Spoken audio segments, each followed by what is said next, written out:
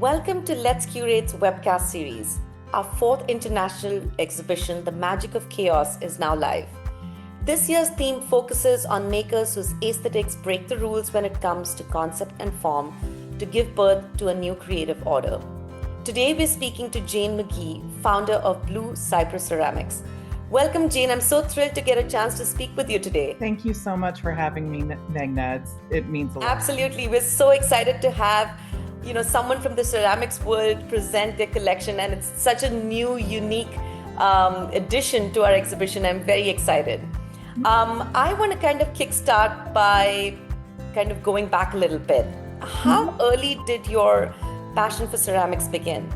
I'd say it probably, the spark started around the time that I was 13. I was a moody teenager, and my parents wanted me to find a way to direct all of that energy. So they signed me up for a ceramics course. And it wasn't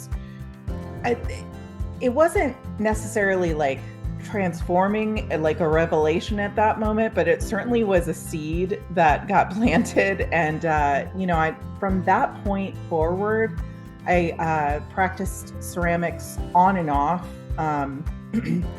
pretty much right up until now.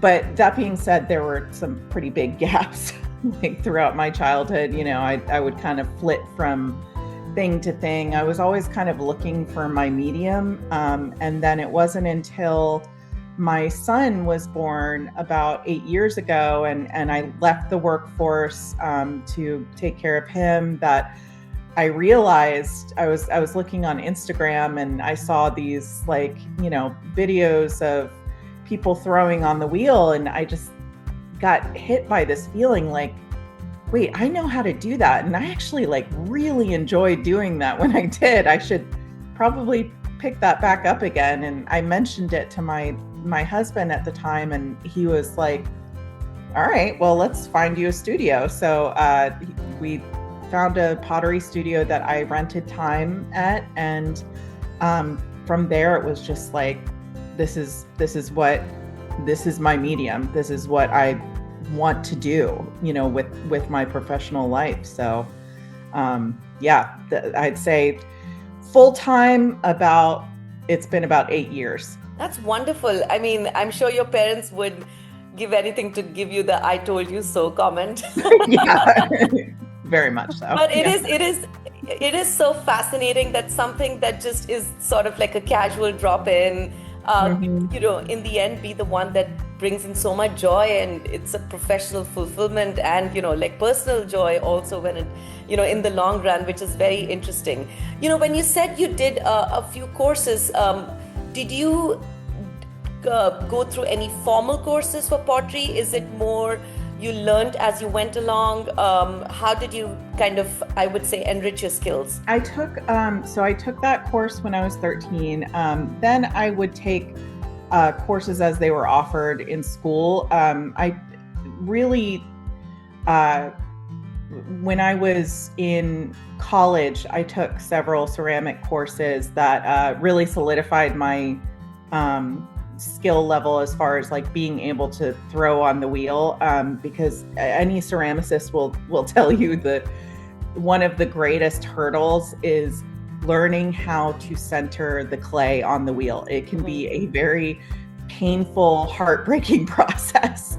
And I remembered I was in my pottery course, and I was basically like, okay, well, I can either, I was getting so frustrated and I was thinking I can either, drop this course and waste my money, or I can get through it, learn how to center on the wheel, and, end up building this skill. And that's, and not wasting my money. And that was kind of what started it out for me. A lot of your work, and I'm sure, we're going to be talking about your work later in the interview, and you're going to show us some of your pieces. A lot of it is nature inspired. Any particular reason? Is it something that you just got better at, or is it something that just is there's a different reason for it altogether? Well, I grew up on the Patuxent River, which is an estuary of the Chesapeake Bay in the mid-Atlantic in Maryland. So a lot of my childhood was just immersed in nature. I mean, it was very much my sanctuary, and it was where I would go for comfort and solace from the turbulent teenage years. And the house that I grew up in was a very special place because it was both on the water, and there were these little like cypress groves that were that I could just, get in my canoe and go down, and they were like so secluded that I could, go and hang out by myself and just totally be alone. And it was always, whenever I think back on my childhood experience, that is always what I think of when I think of the most peaceful times in my life.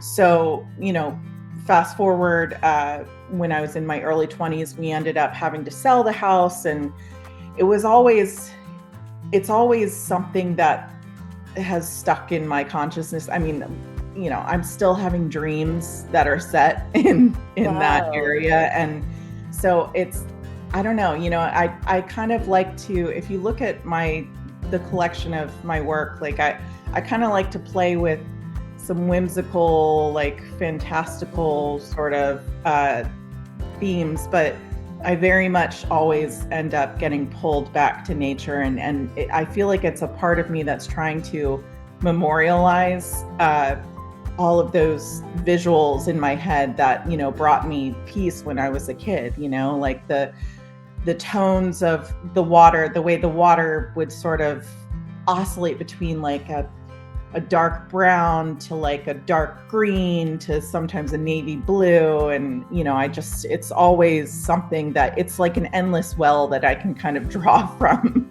whenever I have the urge to create, which is like all the time now.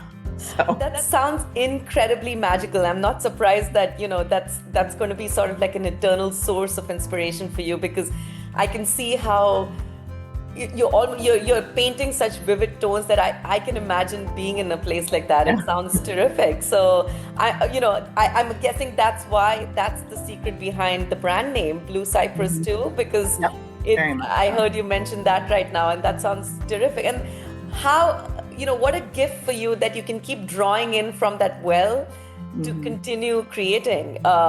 People go far and wide to look for inspirations, and that was your life for a big, for a big chunk of your, of your journey. So that's pretty incredible.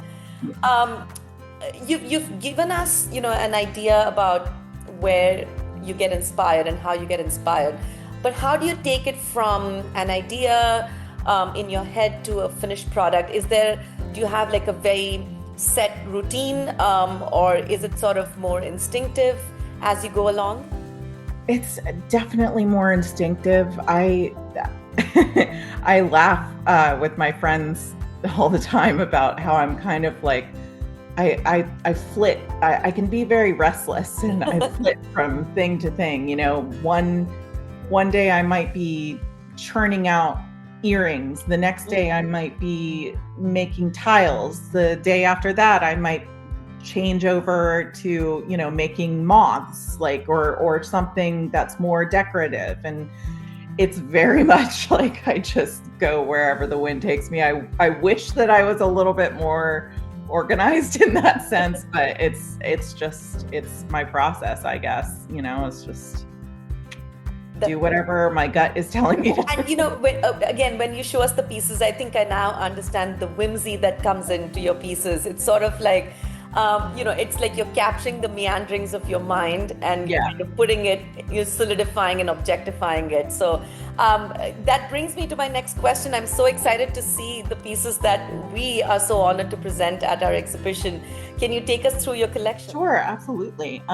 So the first piece that I have submitted is one of my cosmic moths. Got I you. have a series of these that I've been creating. Now, this particular design, I have to give credit to Loose Pottery Studio. It's spelled Luce Pottery Studio. One day I was just on Instagram, and I follow this lady who she creates and sells templates for hand building, and she was selling a template for this certain design of moths. And at that point, I was really looking to find a way to get more into hand building. I for whatever reason, my gut was telling me that I needed to get more sculptural, and this just, so I bought her template, and this completely opened the doors for this whole series of moths that I've made now. It's not just this design. Because of this design, I was able to sort of expand on that, and now I have, monarch butterflies, Luna butterflies, cicadas, and it's been such an amazing exercise in just being able to branch out sculpturally. So yeah, this is my first one, Cosmic Beautiful. Mom. And my second piece is I've been getting into get that out of the way. Lately I've been getting into meditation altars. My husband is a practicing Catholic, and I graduated from University of Maryland with my degree, my bachelor's in art history. So the iconography is just pretty much like tattooed in my mind. And it's always been something that I've really admired. I love the idea of being able to manifest and focus on something that is important to you, whether that's inner peace or paying tribute to a lost loved one or just someone in general. I love the idea of sort of having this physical object that you can display in a prominent area in your home, and just light a candle for whatever it is that you're thinking, and just being able to sort of, take a moment, I think as I'm talking about this now, I'm realizing that the meditation altar is kind of like the answer that I've been looking for with my restlessness. It just, because I've been making a ton of these lately, and it's just, something that it just brings you a little bit like a moment of presence and peace. I love that it's deceptively simplistic, but it goes back to sort of going inward and, sort of simplifying things around yourself, which is the first piece was, like a profusion of imagination, and, you can just dream it. It looks like a product of your dreams, with the texture and the fantastic elements. And this just, suddenly pares it down to like the absolute basic, which is so centering, just like you were talking about. So I love the range that we've already seen in the first two pieces. One thing that one reason why I felt like this would be a great piece for the Magic and Chaos exhibition is because of the glaze that I use. So you'll notice, and probably it's better in the pictures that I supplied, but these are all mini crystals that have formed in the firing, and that's a big element of my work. I enjoy using crystalline glazes, which if you're, for the layperson, it's crystalline glazes. It's essentially like you paint the glaze onto the piece, you put it in the kiln, and you set it to a specific firing schedule that encourages crystals to grow at a certain temperature. Okay. So it is very much not like, you can't predict how it's going to look. You're going to have a basic idea, but at the end of the day, you have to be able to put it in the kiln and trust the process that it's, and you never know what it will look like when it comes out. And that's always been something that really excites me when it comes to ceramics. It can also be extremely heartbreaking because you can do everything right and it can come out catastrophically wrong. But I feel like that's just, it fits with, just the magic of the chaos that happens inside the kiln that you have no control over. That's pretty incredible. I love, it's like when you were explaining the process, you don't even know which direction the crystal is going to grow in, or how big or how small. And now that you've explained that, it is actually amazing the way it's just scattered in. It looks like a pattern. I thought it was a pattern until you just told me that it wasn't. So it's pretty incredible. Yeah, it's interesting. It's, like I said, it's exciting and very nerve-wracking at the same time. So this third piece that I have kind of goes along with that theme. This is called Mushroom Keep. And it is, so I have a series of mushroom jewelry holders that I've been working on for several years now. And up until this point, I've been basically just making like dishes to put the mushrooms in. But I felt like this was a fitting progression of that. I wanted to make the mushroom jewelry holder something that you could mount on a wall and be both decorative but also serve a function. So the way that it works is, I have these little holes on the top, and you can how lovely, put your jewelry there. And, that's so charming. And then for the little snail, you can put your rings on it, and it's just I never, as you were explaining, I was trying to figure out how this is going to pan out, and this is so thrilling actually to see it displayed this way. That's lovely. Yeah. I like the idea of like, because I'm the type of person who I have like one set of earrings that I pretty much wear just constantly, but I have like all of these really nice pieces of jewelry that just sit, in a dish. And I wanted something that I could sort of just still appreciate them, But this is so beautiful because it's displaying your jewelry, but it could very well be in any space and, be part of, just enhance that space with the beauty of the elements behind this creation. I love that so much. So it's sort of like multifunctional. It's holding your jewelry, but it's also such beautiful decor. Yeah, no, and it's so funny because I've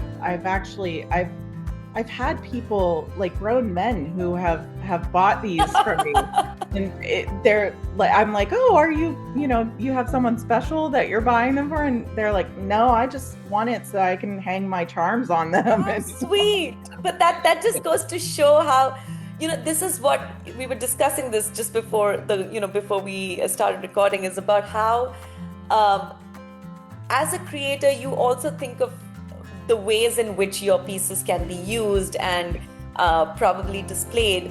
But I'm sure it's exciting even for you to realize, wait, I never thought that this would be, this for this person. And, when it's such a joy to have feedback about your work that you yourself did not kind of see it coming. So that's why I always feel like it's such a partnership between someone who creates and someone who actually appreciates that, because it's sort of like that person is taking it forward in a way you didn't think of.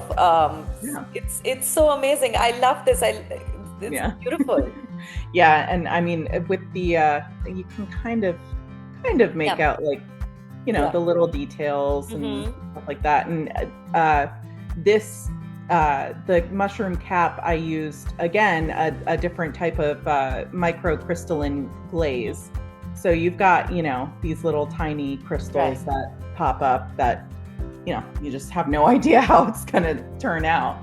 But yeah, and then lastly, I have my little owl vase that I've been creating for some time now, and they're very popular when I go to shows. You can put flowers in them. You could even use them as a cup. Mm-hmm. I've been encouraging, sometimes when I go to shows, I'll put little air plants in them. They're really great air plant holders.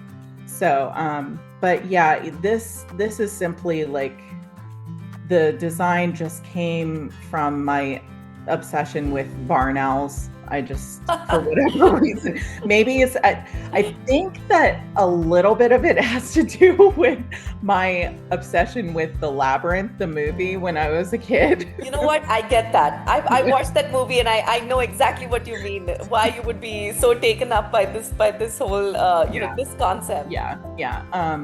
But this is a one of my microcrystalline glaze combinations, and it kind of perfectly fits with the way that barn owls look to me, because you have like this plain white around the eyes and around the chest area, but then like they turn around and they have, if you look at like a barn owl's wings closely, they do have like these little patterns that look almost crystalline to me. So yeah, this is just this is my little friend.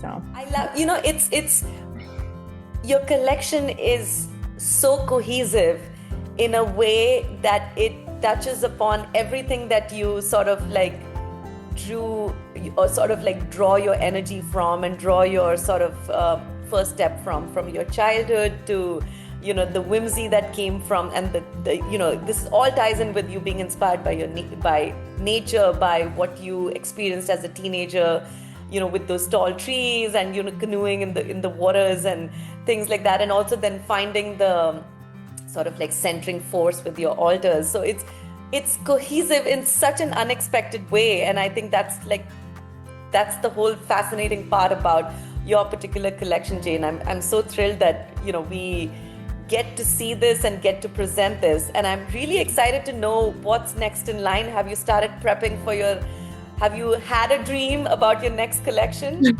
I am currently having a love affair with terracotta. Ooh. So it's very much like scratching an itch right now, which is surprising because I've been, for so long, I've only wanted to work in porcelain, just because it's white. It's like a blank canvas for me. But lately I have been doing a lot of sculptural experimentation, and terracotta is just like perfect for it. It just, that deep red that comes out, it's just so rich and delicious, when after the firing, that like, it just, I don't know, it's really, it's doing something for me right now. Amazing. So, we can't wait to see what comes up next.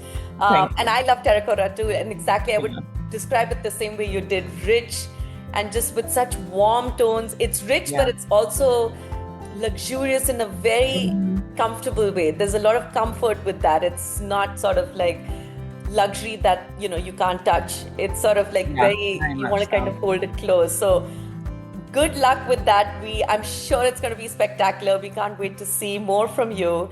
Thank you. And thank you so much for being with us. I want to tell our listeners that Magic of Chaos will go on until December 24th, and we hope you all enjoy and buy one of Jane's one-of-a-kind masterpieces. For more updates, follow us on Instagram at @lets_curate, and happy curating, everyone.